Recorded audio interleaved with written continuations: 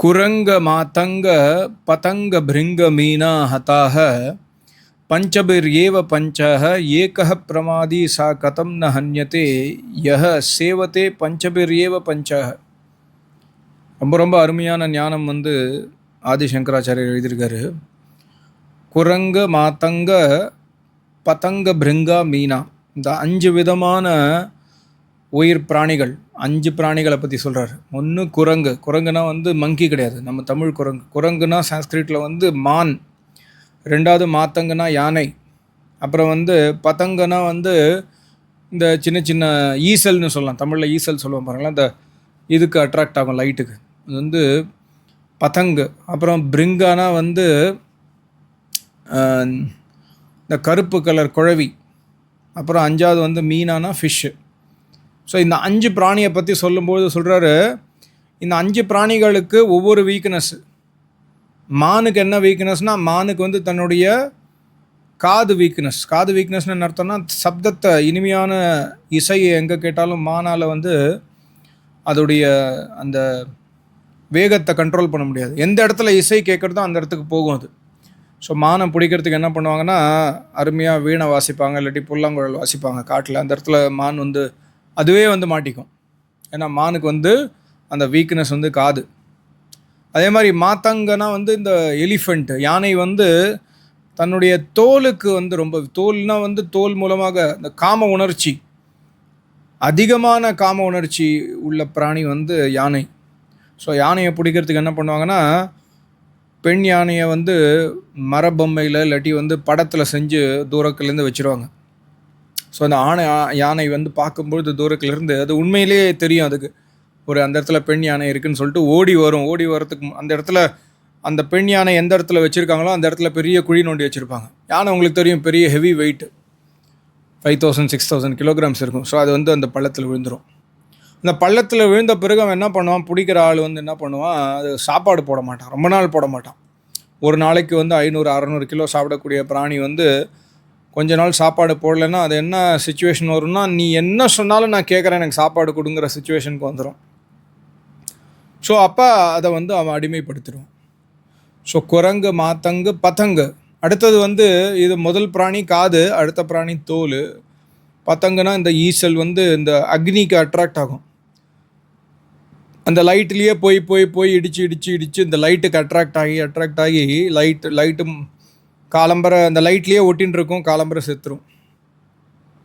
இது ரூபத்திற்கு அட்ராக்ஷன், கண்கள் மூலமாக அட்ராக்ஷன் ஆகக்கூடிய பிராணி பதங்கு. அதுக்கப்புறம் பிரிங்கனா இந்த வண்டு இருக்குது பாருங்களேன், கருப்பு கலரில் வண்டு, அந்த குழவின்னு சொல்லுவோம். அது அந்த ஃப்ளவர்கிட்ட போகும், தாமரை, அதில் போய் உட்காரும், அதில் இருந்து தேன் உரியணும்னு சொல்லிட்டு அது அதோடைய ஸ்மெல்லுக்கு அடிமை, மூக்குக்கு அடிமை. ஸோ அப்போ சாயங்கால வேலை ஆற வரைக்கும் அது அங்கேயே அந்த ஸ்மெல்லையே பார்த்து அந்த பூக்குள்ளேயே உட்காந்துட்டுருக்கும். இப்போ சாயங்கால வேளையில் அந்த தாமரை மூடிடும், அது உள்ளுக்குள்ளேயே மாட்டி செத்துரும் நைட்டு. இது 4வது பிராணி. 5வது பிராணி ஃபிஷ்ஷு. மீனானா மீன், தமிழில் மீன், சான்ஸ்கிரிட்டில் மீனா. ஸோ மீன் என்ன பண்ணும், மீன் சுவைக்கு, நாக்குக்கு அடிமை. நாக்குக்கு அடிமையாக இருக்கிறதுனால அந்த தூண்டிலில் அந்த நீங்கள் பார்த்துருப்பீங்களான்னு தெரியாது, அது அந்த தூண்டில் போடும்பொழுது அது ரொம்ப ஷார்ப்பாக இருக்கும் அந்த ஆப்ஜெக்ட். அதில் ஒரு மாமிச துண்டையோ எதையோ ஒன்று மாட்டி வச்சு அது தண்ணியில் போடும்பொழுது அது கடிக்கும். அது ஃபாஸ்ட்டாக கடிக்கும். அப்போ அதில் மாட்டின்றோம், அந்த இதில் மாட்டின்றோம், அந்த தூண்டிலில் மாட்டின்றோம் மீன். ஸோ ஆதிசங்கராச்சாரியர் இதெல்லாம் நேச்சுரலாக நடக்கக்கூடிய விஷயங்களை பார்த்துட்டு எழுதுகிறார். என்ன சொல்கிறாருன்னா, பஞ்சபிரேவ பஞ்சக, ஒவ்வொரு விலங்கினத்திற்கும் ஒவ்வொரு வீக்னஸ்ஸு. ஏகஹ பிரமாதி ச கதம் ந ஹன்யந்தே. ஸோ இது அதோடைய வீக்னஸ்னால அது மாண்டு விடுகிறது. ஆனால் நமக்கு, மனுஷனுக்கு 5 விஷயமும் வீக்னஸ்ஸு. பிரமாதினா கேர்லெஸ்னஸ், அஜாக்கிரதை. ஸோ எந்த சமயத்தில் நம்ம கேர்லெஸ்ஸாக இருக்கோமோ அந்த சமயத்தில் இந்த 5 சென்ஸ் ஆர்கன்ஸ் மூலமாக நம்மளுடைய கண்ட்ரோலை நம்ம லூஸ் பண்ணிவிடுவோம். நீங்கள் அப்சர்வ் பண்ணி பார்த்தீங்கன்னா, இப்போ ஒருத்தருக்கு சிகரெட் பிடிக்கிற பழக்கம் இருக்குது, இல்லை தண்ணி அடிக்கிற பழக்கம் இருக்குது, இல்லை காமத்தில் ஈடுபடுற பழக்கம் இருக்குது, நீங்கள் அப்சர்வ் பண்ணி பார்த்தீங்கன்னா அந்த பழக்கத்தில் வந்து அவங்க அடிமையாகிறதுக்கு காரணம் வந்து அந்த மொமெண்ட் ஆஃப் கேர்லெஸ்னஸ். அடுத்த தடவை நான் பிடிக்க மாட்டேன் சிகரெட்னு சொல்லுவாங்க, ஆனால் அடுத்த தடவை திருப்பி அதே விஷயம் பண்ணுவாங்க. ஏன்னா வந்து பிரமாதினா கேர்லெஸ்னஸ். ஸோ ஏக பிரமாதி ச கதம் ந ஹன்யந்தே. ஸோ மனுஷன் வந்து கேர்லெஸ், இந்த இந்த 5 விஷயங்களில் கேர்லெஸ்ஸாக இருந்தால் ஏன் அழிய மாட்டான்? ஒவ்வொரு விஷயத்தில் கேர்லெஸ்ஸாக இருக்கிற பிராணிகளே அழிஞ்சிடுறது, 5 விஷயத்துலையும் கேர்லெஸ்ஸாக இருக்கிற மனிதன் ஏன் அழிய மாட்டான்? கதம் ந ஹன்யந்தே, ஏன் அழிய மாட்டான்? அழிஞ்சிடுவான்.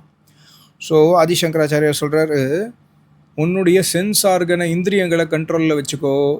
இந்திரியங்களை கண்ட்ரோலில் வச்சுக்கலன்னா ஈவன் ஒன் இந்திரியம், எங்கள் குருநாதர் அடிக்கடி சொல்லுவார், ஒரே ஒரு இந்திரியம் கண்ட்ரோலில் இல்லைன்னா கூட உன்னுடைய வாழ்க்கை அழிந்து விடும். நம்ம வந்து இன்றைக்கி 5 இந்திரியங்களுக்கும் அடிமை.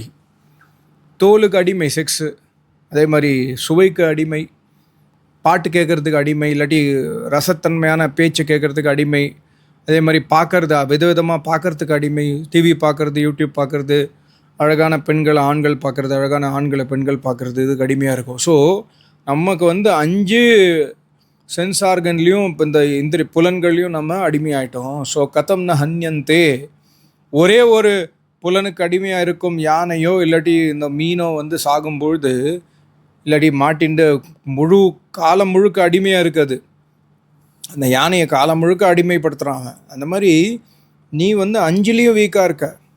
ஸோ இந்திரி சையம் வந்து வேணும், இல்லாட்டி நீ அழிந்து விடுவாய் அப்படிங்கிற விஷயத்த ரொம்ப ரொம்ப அருமையான எக்ஸாம்பிள் மூலமாக, இது வந்து வித்வான்களுக்கு நடுவில் இந்த ஸ்லோகம் ரொம்ப பிரசித்தம். குரங்கு மாத்தங்க ரொம்ப பிரசித்தமான ஸ்லோகம். ஸோ அதான் அவங்க அடிக்கடி சொல்லுவாங்க, உன்னுடைய இந்திரியங்களை கண்ட்ரோல் பண்ணு, உன்னுடைய இந்திரியங்களை கண்ட்ரோல் பண்ணு.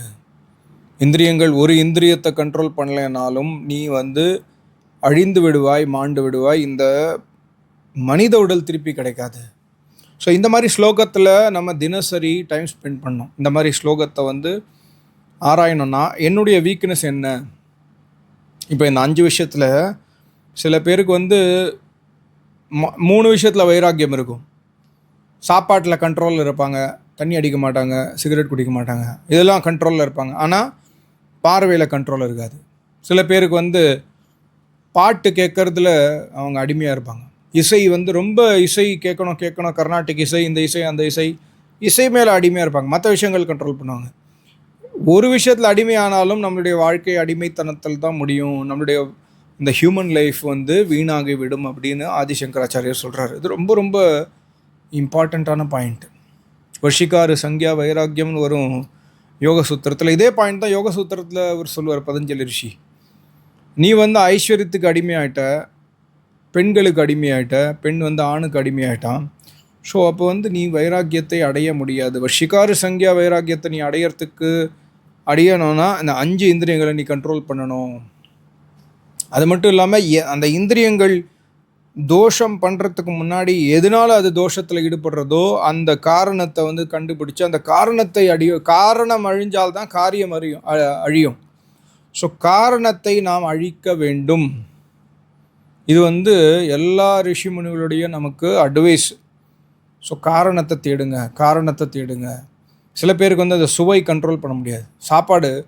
சுவையான சாப்பாடு சாப்பிட்டுட்டே இருப்பாங்க. கண்ணு கண்ட்ரோலில் இருக்கும், காது கண்ட்ரோலில் இருக்கும், காமம் கண்ட்ரோலில் இருக்கும், ஆனால் சாப்பாட்டில் கண்ட்ரோல் பண்ண முடியாது. ஸோ அதிகமாக சாப்பிட்றதுனால என்ன ஆகும்னா பிரமாதி, இன்னும் ஜாஸ்தி கேர்லெஸ்னஸ் வரும். அதிகமாக சுவைச்சு சாப்பிடும்பொழுது என்ன ஆகும்னா சுகர் வரும், பிளட் ப்ரெஷர் வரும், அப்புறம் வந்து உடம்புல பலவிதமான ப்ராப்ளம் வரும். அப்போ தவம் செய்ய முடியாது. ஸோ ஒரு இந்திரியத்தை, இப்போ சில பேருக்கு வந்து எல்லா விஷயமும் ஓகே, சாப்பாட்டில் கண்ட்ரோலு, பார்க்கறதுல கண்ட்ரோல், கேட்குறதுல கண்ட்ரோல், மூர்ந்து பார்க்கறதுல கண்ட்ரோல், பீடி சிகரெட்லாம் குடிக்க மாட்டாங்க, ஆனால் காமத்தில் மாட்டின்ட்டுருவாங்க. காமத்தை அவங்களால கண்ட்ரோலே பண்ண முடியாது. ஸோ இந்த ஒரு விஷயம், இந்த ஒரே ஒரு லீக், ஒரு டேங்க் இருக்குது. குருநாதர் சொல்லுவார் ஒரு எக்ஸாம்பிள். ஒரு டேங்க் இருக்குது, அந்த டேங்க்கில் வந்து உள்ளுக்குள்ளே தண்ணி இருக்குது. ஒரே ஒரு இடத்துல சின்ன லீக் ஆனால் கூட போகிறோம், ஃபுல் தண்ணி காலி ஆகிடும். ஸோ இந்த 5 ஐம்புலன்களில் ஒரு இடத்துல நமக்கு லீக் இருந்தாலும் மொத்தமாக நம்ம கோவிந்தா ஆகிடுவோம். ஸோ தினசரி நம்ம எல்லாருமே, நீங்களும் சரி நானும் சரி, இப்போ இந்த காலம்புற ஒரு ஆரிய சமாஜ் ஆச்சாரியருடைய பிரவச்சனம் கேட்டிருந்தேன். அவர் இந்த கீதை எக்ஸ்பிளைன் பண்ணியிருந்தார். கீதை ஸ்லோகம் அப்புறமா சொல்கிற வீடியோ. அப்போ இந்த ஸ்லோகத்தை எக்ஸ்பிளைன் பண்ணார். ரொம்ப அருமையாக இருந்தது கேட்குறதுக்கு.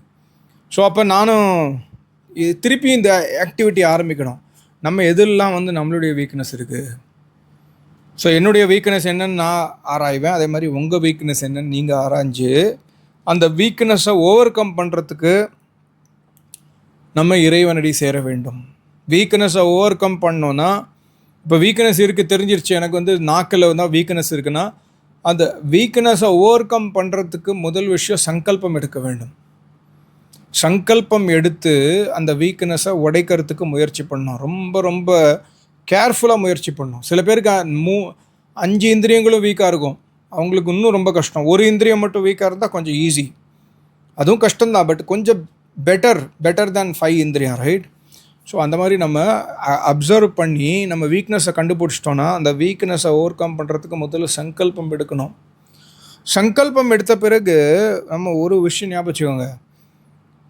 இப்போ பேங்க்கில் ஒருத்தர் இருக்கார், பிரான்ச் மேனேஜர் இருக்காருன்னா, கம்பெனி பேங்க் என்ன பண்ணுவோம், கார் கொடுத்துருப்பான், டிரைவர் கொடுத்துருப்பான், பிரான்ச் மேனேஜர் ஜென்ரல் மேனேஜருக்கெலாம் கொடுப்பான். ஆனால் அவங்க அதை இந்த கார் உங்களுக்கு எதுக்கு கார் கொடுத்துருக்கேன்னா, இந்த பிரான்ச்சில் அந்த பிரான்ச் போகிறதுக்கு காரு, இல்லாட்டி வந்து பணத்தை இங்கேருந்து எடுத்துன்னு போகிறதுக்கு காரு, டியூட்டிக்காக காரு. அப்போ அந்த ஜென்ரல் மேனேஜர் என்ன பண்ணுவார்னா, தன்னுடைய டியூட்டிக்காக கொடுத்த காரில் வந்து ப்ராஸ்டியூஷன் பண்ண மாட்டார், அதில் கள்ளக்கடத்தல் பண்ண மாட்டார், அதில் திருடர்களை எடுத்துகிட்டு போக மாட்டார். அவருக்கு தெரியும் இதெல்லாம் நான் பண்ண முடியாது, இது கம்பெனியோடைய காரு, என்னுடைய பர்சனல் கிடையாதுன்னு தெரியும். அதே மாதிரி தான் நமக்கும் நம்மளுடைய உடம்பு மேலே அந்த ஃபீலிங் வரணும். இது வந்து கம்பெனி கொடுத்த காரு, கம்பெனி யார்? பரமாத்மா கொடுத்த வண்டி. இந்த வண்டியை நான் தவறாக யூஸ் பண்ணக்கூடாது. முதல்ல சங்கல்பம் எடுக்கணும். அப்புறம் நம்ம சங்கல்பம் எடுத்து அதை பூர்த்தி பண்ணுறதுக்கு நிறையா ரீசன்ஸ், நம்மளே மனசுக்குள்ளே ரீசன்ஸ் கொண்டு வரணும். இந்த வண்டியை நான் மிஸ்யூஸ் பண்ணக்கூடாது.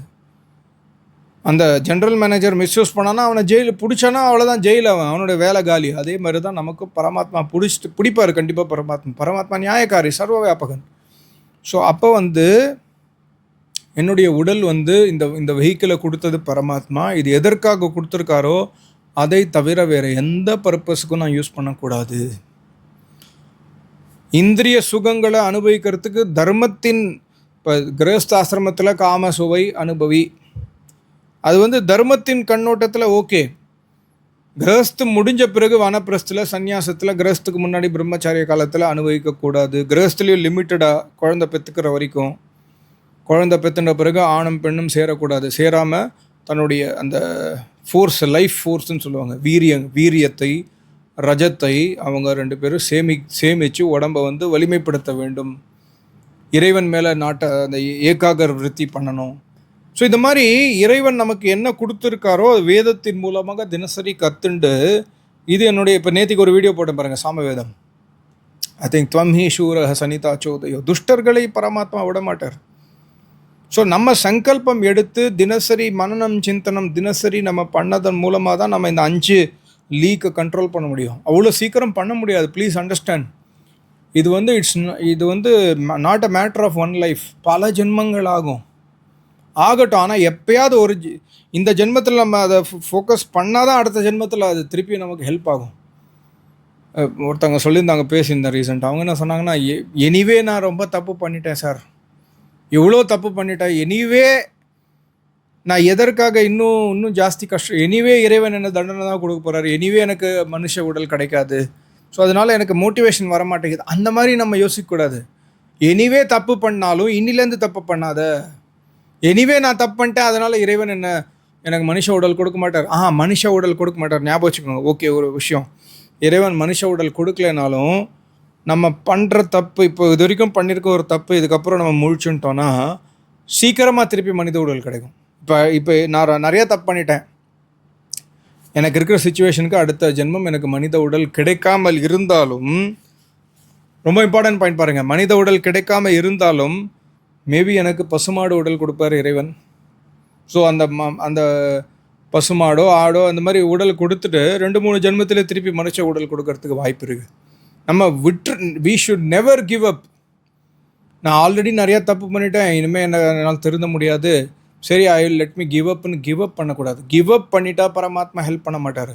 கிவ் அப் பண்ணாமல் நம்ம ஃபோக்கஸ் பண்ணி அதை தொடர்ந்து பின்னாடி பிடிச்சி அடித்து நம்ம அடித்து பிடிச்சி பண்ணோன்னா பரமாத்மா கண்டிப்பாக ஹெல்ப் பண்ணுவார். அவர் நியாயக்காரி, நம்மளுடைய தந்தை அவர், நம்மளுடைய அண்ணன் அவர், நம்மளுடைய அம்மா அவர், நம்மளுடைய அப்பா அவர், நம்மளுடைய ஆச்சாரியர் அவர், நம்மளுக்கு எல்லாமுமே அவர் தான். ஸோ அந்த மாதிரி நம்ம விடாமல் இதில் முயற்சி செய்யணும். சரி, நீங்கள் சங்கல்பம் எடுக்கிறீங்க, சரி நான் பிரம்மச்சாரியத்தை கடைப்பிடிக்கணும்னு சங்கல்பம் எடுக்கிறீங்க, பிரம்மச்சாரியம் கடைப்பிடிக்க முடியல, கிவ் அப் பண்ணிடாதீங்க. ஓகே, நெக்ஸ்ட் டைம் திருப்பி முயற்சி பண்ணுங்கள், திருப்பி முயற்சி பண்ணுங்கள், பண்ணிகிட்டே இருக்கணும். ஒரு நாள் கண்டிப்பாக நீங்கள் எடுத்த சங்கல்பம் கைகூடும். முயற்சி பண்ணிகிட்டே இருக்கணும். ரொம்ப கஷ்டப்பட்டு முயற்சி பண்ணிகிட்டே இருந்தால் கண்டிப்பாக இறைவன் உள்ளுக்குள்ளேருந்து அந்த ஸ்ட்ரென்த்து கொடுப்பாரு. ஒரு நாள் என்ன ஆகுன்னா, சிகரெட் குடிக்கிற ஆள் சிகரெட் விடணுங்கிற அந்த சங்கல்பம் வந்த பிறகு ஒரு நாள் இறைவன் அந்த நீங்கள் முழு ஃபோர்ஸ் போட்டால் எப்படி அந்த பைக்கு விழுந்த எக்ஸாம்பிள் சொன்னேன் பாருங்கள், அது ரொம்ப முக்கியமான எக்ஸாம்பிள். பைக்கு ரோட்டில் விழுந்து கிடக்கு, நீங்கள் முழு முயற்சி போட்டு பைக்கை கீழேந்து தூக்கிறதுக்கு முயற்சி பண்ணுறீங்க. அப்போ அந்த சைட்லேருந்து போகிற ஆள் கண்டிப்பாக உங்களுக்கு வந்து கை கொடுப்பான், நீங்கள் கூப்பிடாமலே வந்து கை கொடுப்பான். அந்த மாதிரி இறைவன் கை கொடுப்பார் நமக்கு. முழு ஃபோர்ஸ் போடணும். We should never give up, please understand. ரொம்ப ரொம்ப முக்கியமான இது. இந்த ஃபார்முலா லைஃப்பில் நம்ம கடைப்பிடிக்க வேண்டும். நம்மளுடைய உடல் இறைவனுடையது. இறைவன் நமக்கு கொடுத்த அந்த general manager, SBI general manager கொடுத்த பைக்கு, கார் மாதிரி நமக்கு இறைவன் கொடுத்த வண்டி இது. இந்த வண்டியில் நம்ம போதைப் பொருள் எடுத்துன்னு போகக்கூடாது, இந்த வண்டியில் நம்ம ப்ராஸ்டியூஷன் பண்ணக்கூடாது, இந்த வண்டியில் நம்ம இது பண்ணக்கூடாது. அதே மாதிரி தான் நம்மளுடைய மனுஷ உடலும். ரொம்ப முக்கியமான கான்செப்ட். நல்லா யோசிங்க, பொறுமையாக இதில் முன்னேறுங்க. நானும் அதே தான் பண்ணிட்டுருக்கேன், நீங்களும் அதே பண்ணுங்கள். ரொம்ப நன்றி, நமஸ்காரம். ஓம் ஓம் ஓம்.